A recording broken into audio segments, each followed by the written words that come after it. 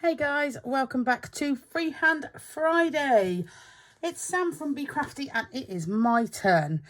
And in view of the fact that there's a rather large occasion going on in our lovely little island this weekend, I thought we would do a little Union Jack. Now, I've got some brushes here. Use whatever brushes you've got. And we're just going to use two colours of paint because it's kind of that simple. The card is cream, and I understand that the third colour of the Union Jack is white, but in an arty sense, it's going to be fine, okay? So, let's go. So this is just a piece of watercolour card.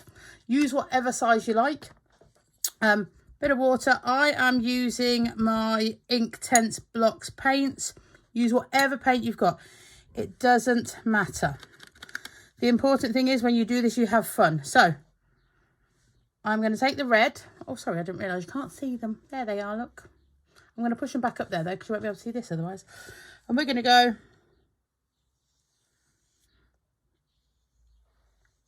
for the cross. And then a bit more paint. Top to bottom. Now, remember, when you're doing this, you can use this for bunting, if you're having a garden party this weekend, perhaps, maybe. Then from this, we're going to go out to that corner.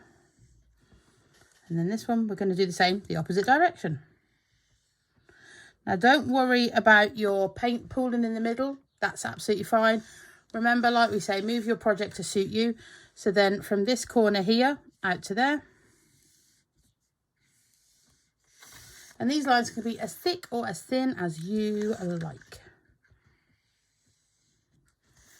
Again, I know there are specific ways and specific gaps that there has to be for this to actually be an official flag. But the point about it is we're using this for decoration purposes. Just looking at that there. So if you see this in the middle and you think, well, I don't really like that sort of detail, go back into your paint or whatever medium it is you're using. Back over the top. And away it goes. You can dab it in however you like. There we go. Happy. Then, so essentially the white bit we're going to miss out because the background is already there. So, I'm going to take this brush. It's a 1/2 inch brush. It doesn't matter what size brush you are using, as long as you're happy with the one that you have got. Okay, onto some blue then. So we're going to leave the white, and then it's the triangles. So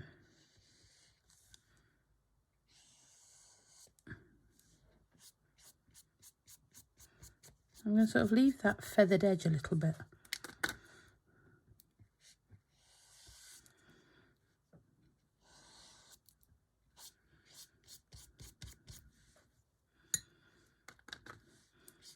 Again, whatever paint you're using, if you need more water to it, just add it.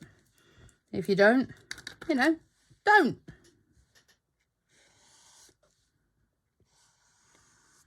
then we're going to repeat this all the way around.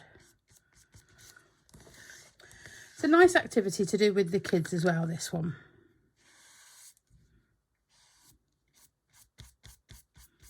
I kind of like that feathery. Incidentally, I'm face painting all weekend this week, and well, on Sunday, like the village party, and I think I'm going to be painting a few of these too.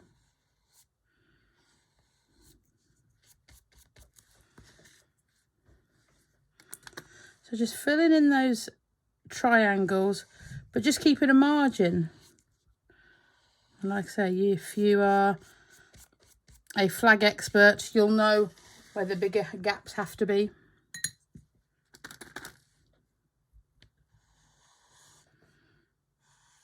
I'm going with ish because if I've got to make lots of these, let's say, I don't know, let's say I'm doing bunting. then, you know, they're going to be high up. It's going to be fine. Okay, so now we've got our base colour in. Let me just give under here a wipe and a clean.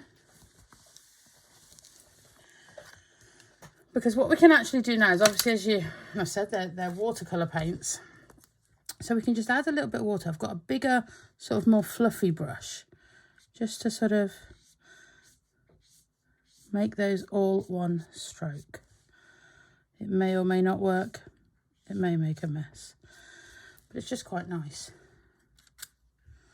I was leaving that fluffy edge, but then I sort of obviously forgot that on my way around doing all the other triangles. So let's paint that off the page.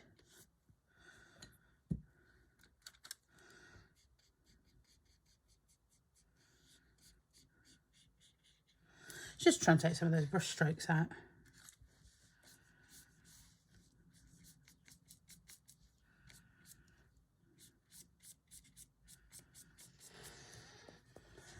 Then, again, clean off the excess.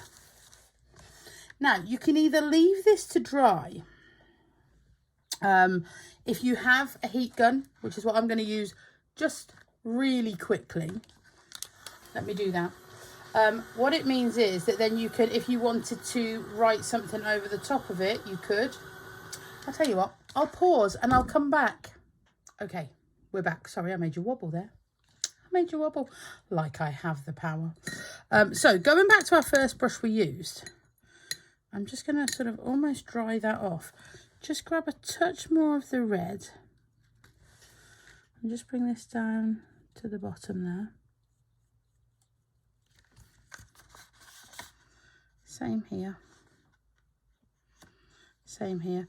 And the great thing about this is, I mean, I've obviously done this on a piece of loose paper, but you could do this in your journals, if you're scrapbooking, like say on invitations to your party. Sorry, I'm dropping things off the screen there. And the nice thing about it is, so you can put sort of whatever writing in here you wanted to. You know, you could do some brush lettering, you could do anything that you wanted. But all I wanted to do with you today was show you that is a really quick way of how to do a Union Jack for your coronation celebrations. Have a great weekend, guys. Bye.